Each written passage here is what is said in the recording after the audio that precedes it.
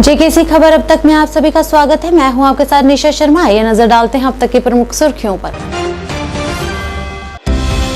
All J&K retired police pension welfare forum द्वारा पे anomaly को लेकर किया गया विरोध प्रदर्शन, मांगे पूरी करने की अपील।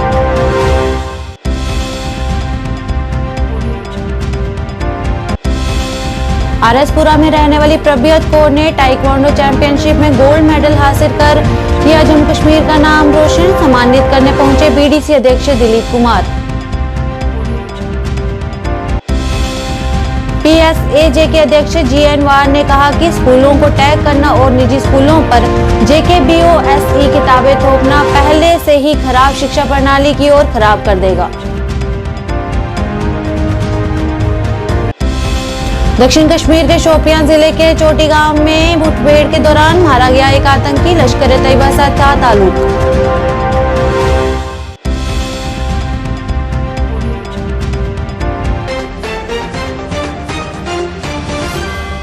अब समाचार विस्तार से। सभी जम्मू कश्मीर पुलिस पेंशन भोगियों ने आज जम्मू में विरोध प्रदर्शन किया और सरकार से उनके वेतन में अनियमितताओं को दूर करने की मांग की। उन्होंने कहा कि ये उनकी लंबे समय से चली आ रही समस्या है जिसे पिछले सरकारों ने लंबे समय तक नजरअंदाज किया है। उन्होंने कहा कि वह 1 साल पहले भी इस मामले को उपराज्यपाल के सामने उठा चुके हैं, लेकिन अभी तक उनका मामला हल नहीं हुआ है। जिंदाबाद, जिंदाबाद।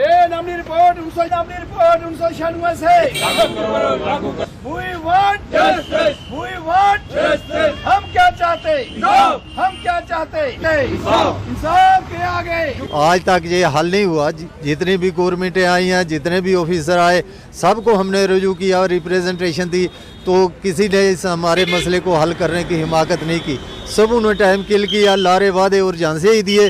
उसके बाद अभी रिसेंटली 21 जनवरी 2023 को हम एलजी मोदी से पेश हुए थे, उनको अपनी रिप्रेजेंटेशन दी थी और उन्होंने बोला था कि अगर आपका मसला जेन्युइन हुआ तो ये प्रायोरिटी बेस पर हल किया जाएगा।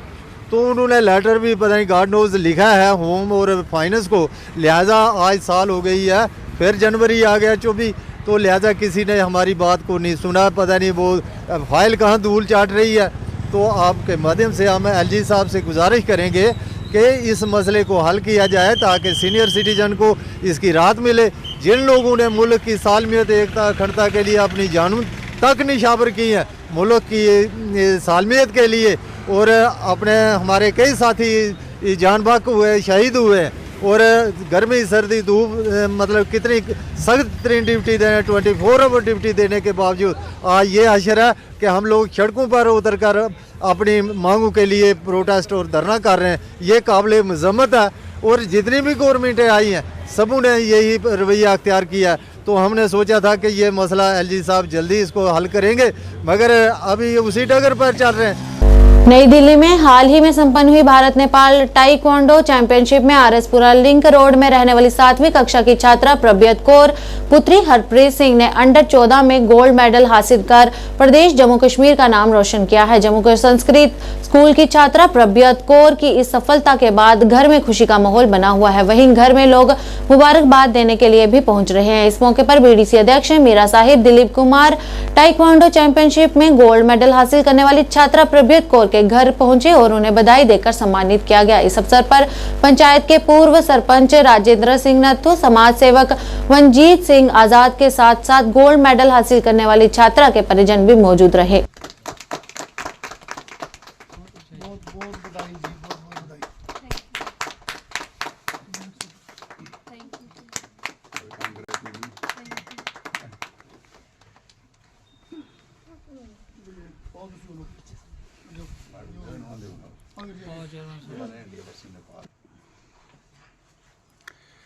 इंटरनेशनल सीरीज पहला ही आया, पहला इवेंट्स।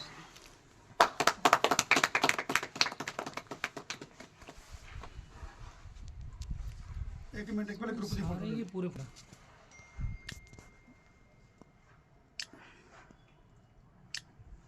बहुत ज़्यादा है। खास करके मक्खनपुर पंचायत की गल करिए, अज साडा बच्चा नेपाल एक जी गेम है ना, ये वर्ल्ड भी टॉपर है, उसनों हरा के आना और एक छोटी जी गल नहीं है। और गोल्ड मेडल जित के लिया ਤੇ ਸਾਨੂੰ ਇੱਕ ਬੜੀ ਮਤਲਬ ਖੁਸ਼ੀ ਦੀ ਗੱਲ ਹੈਗੀ ਹੈ। ਔਰ ਮੈਂ ਤੁਹਾਡੇ ਰਾਹੀਂ ਜ਼ਰੂਰ ਜਿਸ ਤਰ੍ਹਾਂ ਚੇਅਰਮੈਨ ਸਾਹਿਬ ਨੇ ਕਿਹਾ ਕਿ ਅਸੀਂ ਇਸ ਚੀਜ਼ ਨੂੰ ਬੜਾਵਾ ਦੇਣਾ ਚਾਹੀਦਾ ਹੈ ਸਾਰਿਆਂ ਦੇ ਨਾਲ ਮਿਲ ਕੇ। ਜਿਸ ਤਰ੍ਹਾਂ ਅੱਜ ਬੱਬੀ ਪ੍ਰਭੀਤਾ ਕੌਰ ਨੇ ਅੱਜ ਅਗਰ ਸਾਡੀ ਮੱਖਣਪੁਰ ਪੰਚਾਇਤ ਡਿਸਟ੍ਰਿਕਟ ਜੰਮੂ ਦਾ ਨਾਮ ਰੋਸ਼ਨ ਕੀਤਾ ਨਾ, ਤੇ ਮੈਂ ਅੱਜ ਇਸੇ ਵਕਤ ਇਹਨਾਂ ਨੂੰ ਆਪਣਾ ਜਿਹੜਾ ਸਾਡਾ ਡਾਇਰੈਕਟਰ ਆਫ ਸਪੋਰਟਸ ਉਹਨੂੰ ਕਹਿਣਾ ਚਾਹੁੰਦਾ ਕਿ ਇਹੋ ਜਿਹੇ ਬੱਚਿਆਂ ਨੂੰ ਚੁਣ ਕੇ ਜਲਦੀ ਅੱਗੇ ਲਿਆਓ ਕਿ ਨਾ ਕਿ ਸਾਡੇ ਬੱਚੇ ਇੰਟਰਨੈਸ਼ਨਲ ਜਿੱਤ ਕੇ ਆਉਣ ਤੇ ਕੱਲ ਸਿਫਾਰਿਸ਼ਾਂ ਨਾ ਚੱਲਣ। ਅਗਰ ਅੱਜ ਜਿੱਤੇ ਮੈਂ ਕਹਿੰਦਾ ਜਿਹੜੀ ਚੈਂਪੀਅਨ ਹੁੰਦੀਆਂ ਨੇ ਬਾਹਰ ਉੱਥੇ ਇਹਨਾਂ ਨੂੰ ਜਾਣਾ ਚਾਹੀਦਾ ਹੈ। ਔਰ ਬੜੀ ਖੁਸ਼ੀ ਦੀ ਗੱਲ ਹੈ। ਔਰ ਇਹਨਾਂ ਦੇ ਖਾਸ ਕਰਕੇ ਇਹਨਾਂ ਦੇ ਮਾਤਾ ਪਿਤਾ ਨੂੰ ਬਹੁਤ ਮੁਬਾਰਕਬਾਦ ਹੈ ਕਿ ਜਿਨ੍ਹਾਂ ਨੇ ऐसा बच्चा मतलब होनहार बच्चा कि जरा इंटरनेशनल जीत गया है। मैं कहना तो खुशी की गल की बहुत ही ज़्यादा खुशी है, जिसकी कोई हद ही नहीं। खुशी की बात है और ये सबके लिए गौरव की बात है कि हमारी बेटी ने अंडर 14 जो इंटरनेशनल लेवल पे एक जो स्पोर्ट्स एक्टिविटी हुई जिसको हम ताई कमांडो कहते हैं, उसमें बेटी ने अंडर 14 में पार्टिसिपेट किया और जो हिंदुस्तान और नेपाल के बीच में मैच हुआ उसमें गोल्ड मेडल लाके हम सब का नाम रोशन किया। इसके लिए बहुत मुबारकबाद देता हूँ मैं बेटी को। और साथ ही साथ ऐसे माँ बाप को जो कि आज के दौर पे हमारी ऐसी बच्चियों को आगे ला रही हैं और बच्चियाँ जो हम सब का नाम रोशन कर रही हैं, ना कि नेशनल लेवल पे ना और इंटरनेशनल लेवल पे आके। और ये एक मार्गदर्शक भी है बाकी बच्चियों के लिए, बाकी बच्चे भी आगे आएँ और इसी तरह अपने स्टेट का, अपने देश का, अपने माँ बाप का नाम रोशन करें और स्पोर्ट्स को एज ए कैरियर चुनें, क्योंकि स्पोर्ट्स में भी बहुत कैरियर है। आने वाले पहले इतना नहीं था जितना कि अभी आज है, जितना एकेडमिक्स में उतना ही स्पोर्ट्स में कैरियर है। तो मैं आपके माध्यम से बाकी के जो हमारे नौजवान हैं, जो हमारे युवा हैं, मैं उनको भी आग्रह करूंगा कि स्पोर्ट्स में आगे आएँ और अपना नाम रोशन करें, अपने देश का नाम रोशन करें, अपने माँ बाप का नाम रोशन करें, ताकि और सबसे बड़ी बात ये जो मैं आपके माध्यम से कहूँगा कि जो बच्चा स्पोर्ट्स में रहेगा वो बच्चा नशे से हमेशा दूर रहेगा। और सेहत को अच्छा रखना है, नशे से दूर रखना है, स्पोर्ट्स में आगे आना है, ताकि हम सब के लिए ये गर्व के हमेशा इस तरह के जो मौके आते रहें, ऐसे हमारे बच्चे नाम रोशन करते रहें, ताकि हम सब मिलजुल के इन बच्चों को प्रोत्साहन करें और इनके भविष्य के लिए जो भी हम सबसे मिलके जो हो पाएगा। सरपंच साहब हमारे साथ है जो कि हमेशा ऐसे कामों में आगे रहते हैं। हम सब मिलके इन बच्चों को और भी सपोर्ट करेंगे ताकि इस तरह के बच्चे आगे आएँ। जय हिंद, जय भारत। मैंने ये गेम 2-3 साल पहले ही स्टार्ट की थी और मैंने अभी तक 2 नेशनल, 2 इंटरनेशनल और 1 नेशनल भी खेला हुआ है। तो मैंने ये गेम स्टार्ट की और मेरे को इसमें इंटरेस्ट बढ़ा, तो मैंने कोचेस से क्लासेस भी लेना स्टार्ट की और मैं रोज़ जाती थी ग्राउंड में प्रैक्टिस करने के लिए और फिर ये इंटरनेशनल आया और मैंने गोल्ड जीत लिया। बेटा इसमें कितने देशों ने पार्टिसिपेट किया था जो ताइक्वांडो में आपने गोल्ड मेडल जीता? इसमें 2 देशों ने, एक इंडिया और एक नेपाल की चैंपियनशिप हुई थी, जिसमें बच्चे अलग अलग जगह से आए थे और अपनी कंट्री को रिप्रेजेंट करते थे। आपने कौन सा मेडल जीता इसमें? मैंने इसमें गोल्ड जीता हुआ है। Private school association Jammu Kashmir के अध्यक्ष GN वान ने आज श्रीनगर में बात करते हुए कहा कि स्कूलों को टैग करना और निजी स्कूलों पर Jammu Kashmir board of school education की किताबें थोपना पहले से ही खराब शिक्षा प्रणाली को और खराब कर देगा। उन्होंने कहा कि शिक्षा एक गंभीर मुद्दा है, इस पर उपराज्यपाल से गुहार लगाते हुए और अधिक गौर करने की अपील की। उन्होंने कहा कि यदि सरकार निजी स्कूलों को बंद करना चाहती है तो सीधे सीधे निर्देश क्यों जारी नहीं कर रही है। उन्होंने कहा कि शिक्षा का विस्तार क्षेत्र अतः है, उसे किताबों के माध्यम से नियंत्रण में नहीं रखा जा सकता। इस दौरान उन्होंने संबंधित अन्य भी कई मुद्दों पर रोष प्रकट किया। कि किसी को कहा जाए कि आप कंसेंट दे दीजिए कि हम आपको फांसी देंगे, या ऐसी ही बात है कि हम आपके स्कूलों को बंद करेंगे, आप हमें लिख लीजिए कंसेंट, आप हमें गुजारिश करिए कि हमारे स्कूलों को टैग कर लीजिए। यह अफसोस की बात है। एजुकेशन इंतहाई सीरियस इशू है। हम गवर्नर साहब से गुजारिश करते हैं कि वो ज़ाती तौर पे इसमें इंटरवीन करें। पूरा तालीमी निज़ाम इस वक्त बुहान का शिकार है। पूरा इस वक्त जो एजुकेशन सिस्टम है वो तबाही की तरफ जा रहा है। सबसे ऊपर स्कूल ऑलरेडी टैग हो चुके हैं, बल्कि कुछ चीफ एजुकेशन ऑफिसर्स अब अपने ब्रीफ से भी आगे बढ़कर खुद ही जो भी उनको लगता है कि कमज़ोर स्कूल है, इकोनॉमी स्कूल है, उनको फोर्स कर रहे हैं कि आप भी अपने आप को टैग कराइए। आखिरकार अगर प्राइवेट स्कूलों को बंद ही करना है तो सरकार सिंपल से एक लाइन का ऑर्डर इशू करे कि हमें वो प्राइवेट स्कूल नहीं चाहिए, हम इनको बंद करना चाहेंगे। तो ये कभी बाजू काटना, कभी टांग काटना, कभी जबान काटना, ये कहाँ का इंसाफ है। इस वक्त बच्चे भी परेशान हैं, पेरेंट भी परेशान हैं। ये 1-2 स्कूलों का मामला नहीं है, 300-400 स्कूल इस जद में आ रहे हैं। और अगर फिर और मामलात को भी देखा जाए जिसमें एनओसीज का इशू है, इंसफिशिएंट लैंड का इशू है, तो जैसे मैंने इससे पहले भी बताया कि 70% से ज़्यादा स्कूल बंद वैसे भी हो रहे हैं। तो इन हालात में सरकार की ये जिम्मेदारी बनती है कि आखिर ये इतना कन्फ्यूजन क्यों हो रहा है।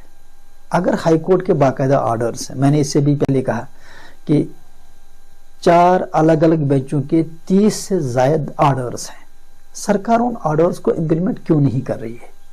देखिए, कोर्ट का एहतराम हर एक को करना है, कानून से बालातर कोई भी चीज़ नहीं है।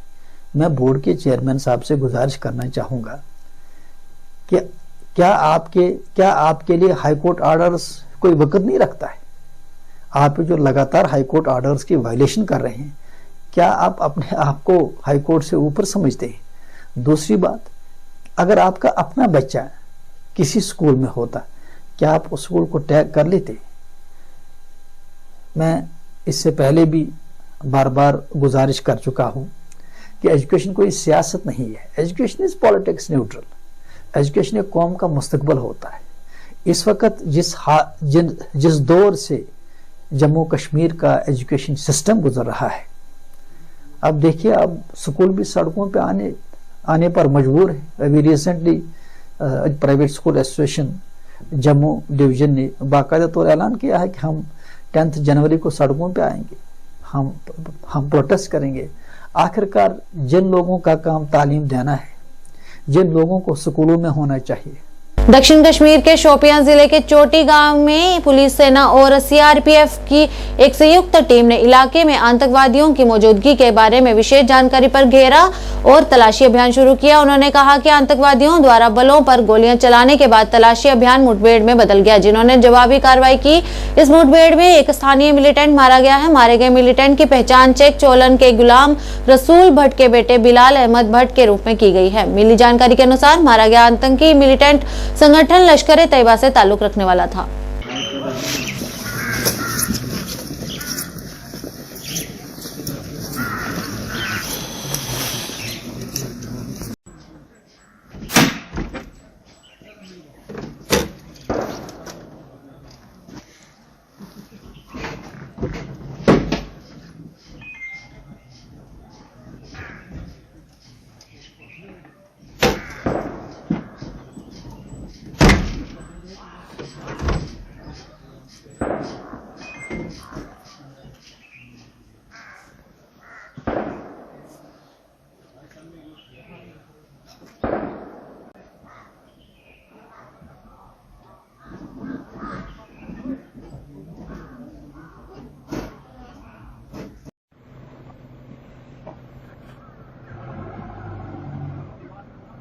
जी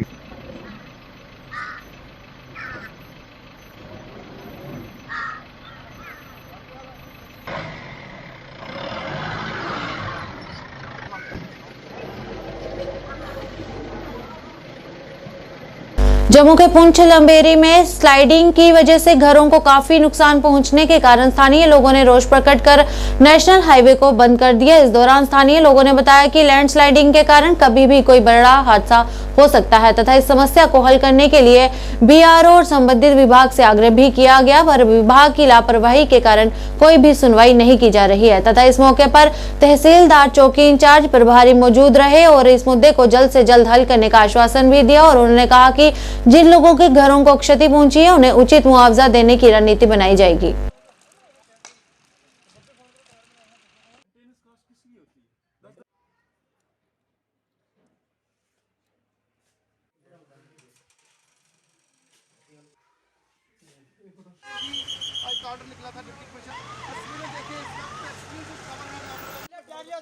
सेफ हो गया था तो ग्रेफ वालों ने अनसेफ डिक्लेयर कर दिया था। इसका एस्टिमेट बनाना था, आपने बनाया?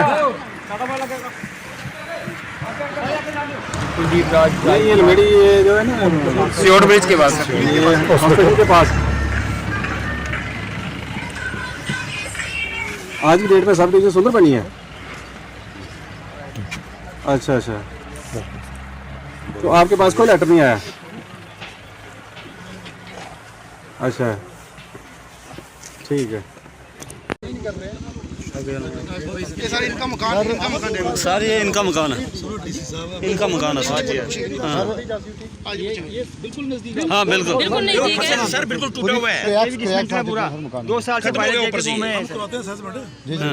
सर एक्चुअली ये पीछे पहले भी केस नहीं पता है आगे मार्केट में, बहुत लोग चलाए रोए, कोई पूछने वाला नहीं है। साहब प्रेजेंट थे उसमें, किसी ने पूछा नहीं। आज ये हो गया गरीबों के मकान की, क्या करेंगे, किसके आगे अर्जी लगाएंगे। रात को मैं 1 बजे गया, 1 बजे बच्चों को लेके मैं बैठी थी। 1 बजे लेके बच्चों को, घर में कोई, मैं अकेले 3 बच्चे हैं मेरे में, रात को 1 बजे बैठी बच्चों को लेके, तो मुश्किल है ना घर। मैं तो यहाँ मेरे को घर दे रहने के लिए, पहले पूरा मकान बना के दे, मेरे को घर दे रहने के लिए। अगर बिना बारिश के नीचे आ रहा है, बारिश में तो क्या होगा फिर।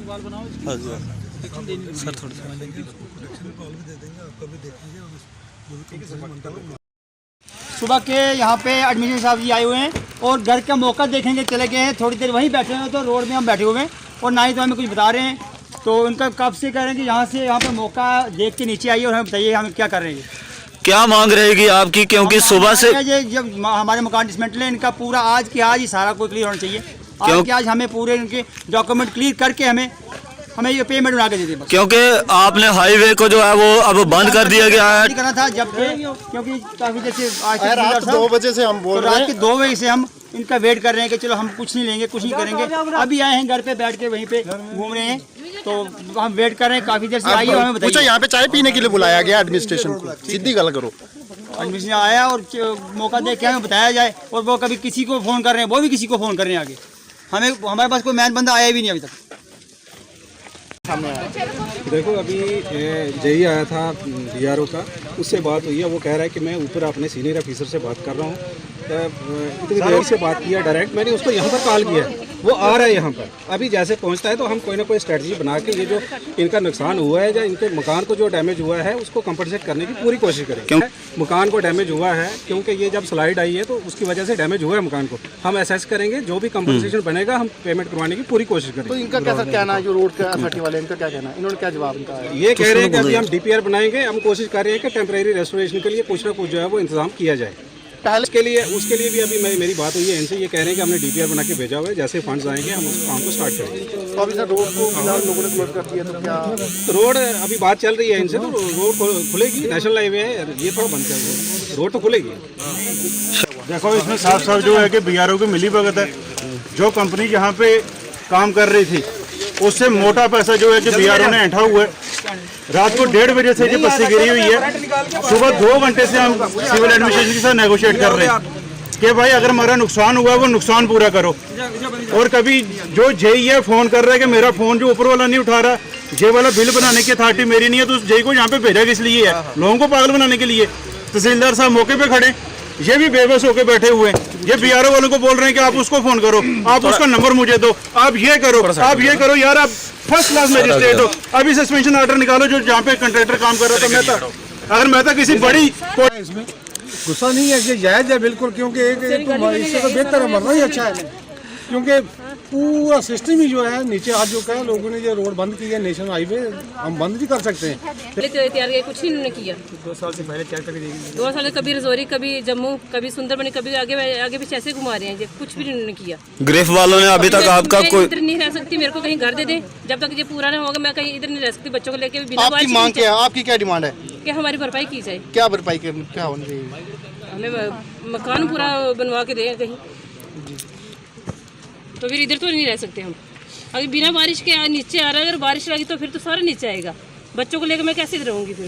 जब तक हमारी कोई जिम्मेदारी घर में है ही नहीं, कोई बच्चे छोटे छोटे 3, तो मैं कहाँ लेके जाऊँगी उनको? हमें घर दे दे रहने के लिए कहीं। भद्रवाह के नौबाबाद क्षेत्र में रहने वाले 13 वर्षीय मोहम्मद जैद खान पुत्र नसीर अहमद खान को उज्जैन मध्य प्रदेश में आयोजित जम्मू कश्मीर द्वारा आर्म राइफल शूटिंग अंडर 17 में चुनी जाने पर उन्होंने जम्मू कश्मीर का नाम रोशन किया है। आर्म राइफल शूटिंग में टॉपर बन जाने पर उन्होंने अपने माता पिता का आभार प्रकट किया और बताया कि उनका लक्ष्य ओलंपिक में भारत के लिए खेलना है तथा उन्होंने सरकार से संबंधित हर संभव सुविधाएं प्रदान करने की भी अपील की।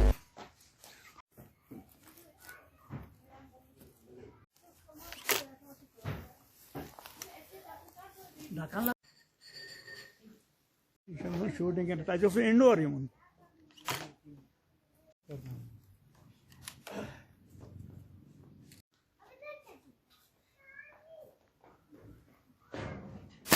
नाम है मोहम्मद जैद खान। तो कहाँ पे आपने ये जो एयर शूटिंग की और ये शूटिंग जी हम शूटिंग करने एमपी गए थे उज्जैन में, हमने वहाँ पे शूटिंग की थी शूटिंग रेंज में जाकर। अच्छा, तो क्या क्या आपको कमी लग रही है कि क्या क्या होना चाहिए आपके पास? और हमारे को बहुत अफसोस की बात है कि हमारे पास ना यहाँ पूरी फैसिलिटीज है। हमारे को यहाँ पे किट प्रोवाइड करने चाहिए थे यहाँ पे भद्रवाह में या पूरे डिस्ट्रिक्ट डोडा में। यहाँ पे हमारे साथ ना कोचेज है ना कुछ है, इस बात का बहुत अफसोस है। तो मैं गवर्नमेंट से अपील करता हूँ कि यहाँ पे हमारे को किट दी जाए। तो जब मैं वहाँ पे खेला था वहाँ पे सारे जो जितने भी स्टूडेंट्स थे केरला के, महाराष्ट्र के, ये कर्नाटका के, मतलब जितनी भी स्टेट्स के वहाँ पे ये थे बच्चे, तो वहाँ पे उन सबको किट्स लगी थी। वहाँ पे उनके कोचेस थे, अगर उनको जरा सा टारगेट में जरा ऊपर पड़ रहा था या फिर कहीं लेफ्ट राइट बढ़ रहा था, मैं टारगेट के बाहर जा रहा था, उनको कोचेस उसी वक्त बोल रहे थे कि बेटा अभी ऐसे ऐसे करो। तो मेरे को बहुत अफसोस की बात है कि मेरे साथ कोई कोच नहीं था वहाँ पे, ना मेरे पास कोई किट थी। मैंने अपने टैलेंट से मारा है वहाँ पे। मैं यही कहना चाहता हूँ, वक्त जो आजकल जो है हमारा ये मसला है कि सर्दियां हैं, सर्दियों में इसने इतनी मेहनत की, बाहर सर्दी होती थी और ये लड़का ये प्रैक्टिस करता था। जब ये वापस आए इसने मुझे सुनाया कि वहाँ पर ऐसे ऐसे बच्चों को ऐसी ऐसी अच्छी ड्रेसें होती हैं, तो हम कभी सपने में भी नहीं सोच सकते हैं कि उन ड्रेसों के बारे में। तो हम चाहते हैं इनको अच्छी सी ड्रेस मिले जो हर मौसम में काम आए, सर्दियां हो या गर्मियां हो, इनको अच्छी ड्रेस मिले। और किट, खास करके इनको किट होना चाहिए। शूटिंग किट जो होता है वो काफी कॉस्टली होता है, वो 2 लाख से ऊपर की किट होती है। तो गवर्नमेंट से हम चाहते हैं कि इनको, इस लड़के को कम से कम किट मुहैया हो। श्री राम जन्मभूमि अयोध्या से पहुंचे अक्षत कलश को आज श्री लक्ष्मी नारायण मंदिर केशव नगर से शिव मंदिर कोटली शाहदुल्ला में एक शोभा यात्रा निकालकर मंत्रोच्चारण के साथ स्थापित किया गया। शिव मंदिर से निकाली गई शोभा यात्रा श्री लक्ष्मी नारायण मंदिर में जाकर संपन्न हुई। मंदिर कमेटी के प्रधान सूरज प्रकाश की अध्यक्षता से निकाली गई शोभा यात्रा के दौरान सामाजिक कार्यकर्ता सन्नी कांचिप सहित काफी संख्या में महिलाएं तथा अन्य लोग मौजूद रहे। उन्होंने कहा कि अयोध्या से विशेष अक्षत कलश पहुंचे हुए हैं और आज उन्हें शिव मंदिर में लाया गया है और उसके उपरांत मंदिर कमेटी के सदस्य गांव-गांव में जाकर निमंत्रण के तौर पर पीले चावल लोगों को देंगे और उनसे प्रार्थना करेंगे कि वह इस निमंत्रण को स्वीकार करें।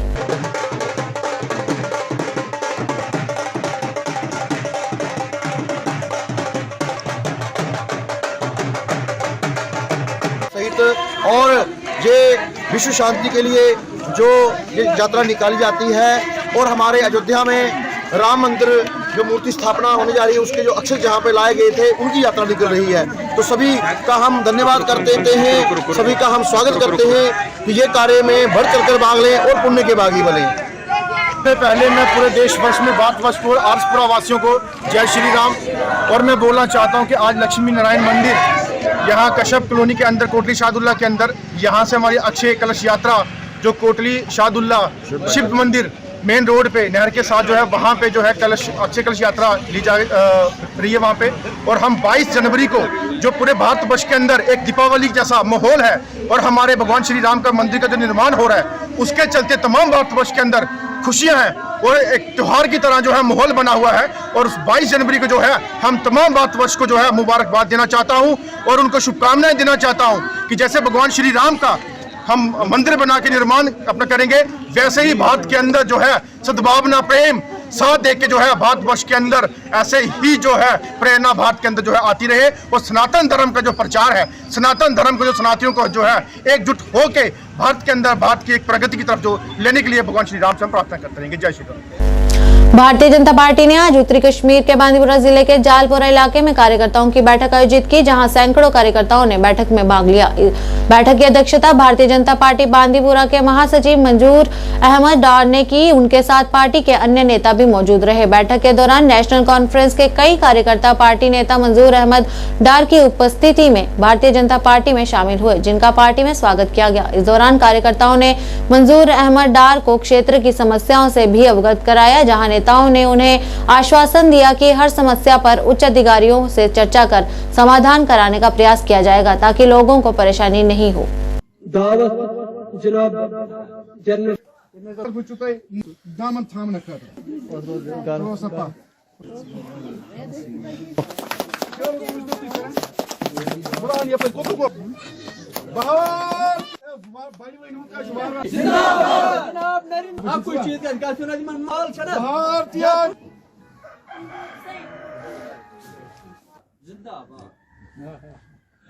ये आज सामने देख रहे हो, ये नरेंद्र मोदी जी की एक देन है और अमित शाह जी की देन है, और उसके साथ साथ हमारे स्टेट के यूटी प्रेसिडेंट रविंद्र रैना उनका एक फल है, और हमारी organisation general secretary Shri Ashok Kaul ji, ये उनका नतीजा आज आपके सामने है। क्योंकि 2019 से मैंने लगातार कोशिश की एज ए जनरल सेक्रेटरी कि हमारी भारतीय जनता पार्टी एक स्ट्रांग पार्टी जम्मू कश्मीर में भी बनना चाहिए, और इंशाल्लाह हमारा एक्सपेक्टेशन है कि 2024 में जो इलेक्शन होगा पार्लियामेंट का, तो ये जो सोनावारी की कॉन्स्टिट्यूंसी है, मैं फिलहाल अभी सोनावारी में हूँ इस वक्त, ये शिया कम्युनिटी का इलाका है, और एक्सपेक्टेशन है क्योंकि 39,000 वोट हमारे हैं, मुझे 100% ये विश्वास है कि इस बार सारे शिया कम्युनिटी के लोग भारतीय जनता पार्टी के खाते में सारे के सारे वोट डाल देंगे। इनकी 4-5 साल से मुझे लग रहा है कि जो यहाँ पे पंच सरपंच साहिबान, बीडीसी डीडीसी साहिबान काम कर रहे थे, जिनको मौका दिया गया, इन लोगों ने मतलब चुना था उनको, कि जो एक्सपेक्टेशन थी लोगों को 5 साल के बीच में जिस तरह उनको काम करना चाहिए था, नहीं, ये सेटिस्फाई नहीं है अभी, क्योंकि अब उनका समय भी खत्म हो गया। तो इंशाल्लाह रहमान एक्सपेक्टेशन आने वाले कुछ दिनों में जितने भी यहाँ पे, चाहे यहाँ पे हम देखेंगे बीपीएल राशन कार्डों की जो बात कर रहे हैं यहाँ पे, ये फास्ट ट्रैक पे मैं करवा दूंगा, और उसके साथ साथ यहाँ पे कुछ इनर लिंक्स है उनका भी मैं जल्द से जल्द करवा दूंगा। कहीं पे और भी यहाँ पे बाकी मामला थे उनको भी निपटाने की कोशिश करूँगा। और सारे फिर इससे हमने 2021 में मैंने नौगांव में जब हमारा एक प्रोग्राम भारतीय जनता पार्टी का चल रहा था, तो उसमें एक मैंने इनका वादा किया था कि जल्द से जल्द नौगांव के लिए जो रिसीविंग स्टेशन बनाया गया है सुंबल इंदरकूट में, और कल पीडीडी डिपार्टमेंट ने बाज़ाब्ता तौर पर उसकी इनाग्रेशन की है, जो आश्वासन हमने उनको दिया था उस टाइम पे, क्योंकि मैंने भी आगे अपनी पार्टी के सामने वो बात रखी है, और मैं उसमें अपने एलजी मनोज सिन्हा का बहुत शुक्रगुजार हूँ कि जिन्होंने कम कलील अरसे में नौगांव के लिए कल का जो रिसीविंग स्टेशन खोल दिया गया। शुक्रवार को श्रीनगर के प्रसिद्ध दरगाह हजरत बल में हजरत अबू बकर सदीकी के वार्षिक उर्स के दौरान भक्तों ने शुक्रवार की नमाज अदा की और पैगंबर मोहम्मद के पवित्र अवशेष के दर्शन किए।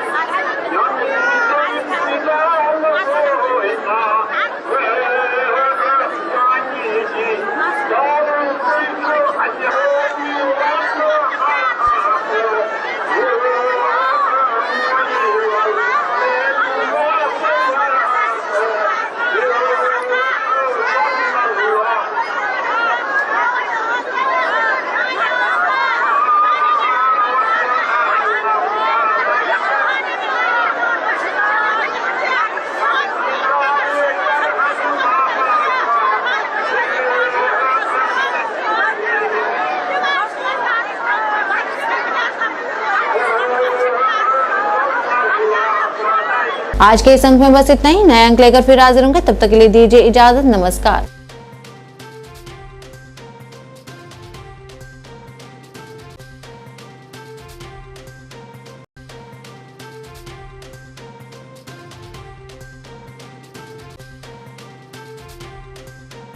आदाब, जेकेसी न्यूज के उर्दू खबरनामे में आपका खैर मकदम में हूं आपके साथ आलम खान हकला। खबरों पर आगे बढ़ने से कबल आइए नजर डालते हैं इस वक्त की हेडलाइंस पर।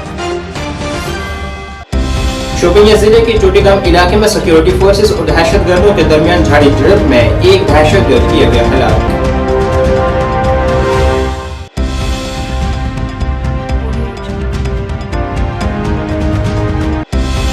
आम आदमी पार्टी ने दिल्ली के वजीर आला अरविंद केजरीवाल को ईडी के जरिए समन जारी करने पर उठाए सवाल। कहा, बीजेपी इस तरह की कार्रवाई कर चुनाव में फायदा हासिल करने की कर रही है कोशिश।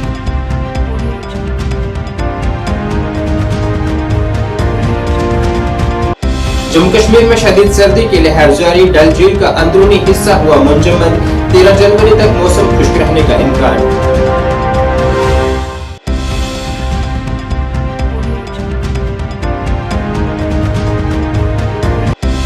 और गुरु गोविंद सिंह जी के यौम पैदाइश पर गुरुद्वारों में देखा जा रहा है अकीदतमंदों का काफी रश। अकीदतमंद माथा टेक कर नेक ख्वाहिशात कर रहे हैं हासिल।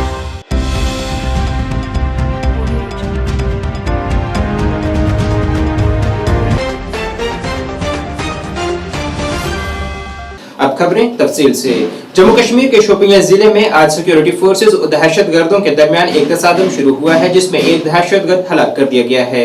इतलात के मुताबिक जनूबी कश्मीर के जिला शोपियां के चोटीगांव इलाके में दहशतगर्दों की मौजूदगी के बारे में मखसूस इतला पर कार्रवाई करते हुए सिक्योरिटी फोर्सेस ने सुबह सवेरे वहां मुआसरे और तलाशी की कार्रवाई शुरू की थी। यहाँ दहशतगर्दों की तरफ से फोर्सेस पर फायरिंग करने के बाद तलाशी कार्रवाई झड़प में बदल गई। बाद में एक दहशतगर्द हलाक कर दिया गया है। इस सिलसिले में अभी मजीद तफसील का इंतजार है।